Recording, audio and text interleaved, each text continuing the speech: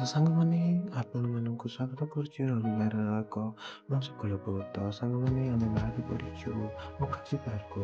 ତ ଚାଲିଚାଲି କିଛି ଏହିପରି ଦୃଶ୍ୟ ଦେଖିବାକୁ ମିଳୁଛି। ତ ଆମେ ଯେତେବେଳେ ପାର୍କକୁ ପହଞ୍ଚିଲୁ ସେତେବେଳେ ଦେଖିଲୁ କି ଯୋଉଠି ମିଳିଥିବା ଗାଡ଼ି ଗୁଡ଼ାକ ପ୍ରବଳ ଭିଡ଼ ହେଇଥିବାର ତାପରେ ଦେଖିଲୁ ରଙ୍ଗ ପାଣିକୁ ପିଇବା ପାଇଁ ଯୋଉ ବସିଛନ୍ତି। ତାପରେ ଆମେ କିଛି ଡେରି କରି ବସିଗଲୁ ପାର୍କର ଭିତରେ। ଦେଖିଲୁ କିଛି ଅଙ୍କଲମାନେ ଚାଲୁଛନ୍ତି, ଏକ ଜଣ ଯୋଗା କରୁଛନ୍ତି।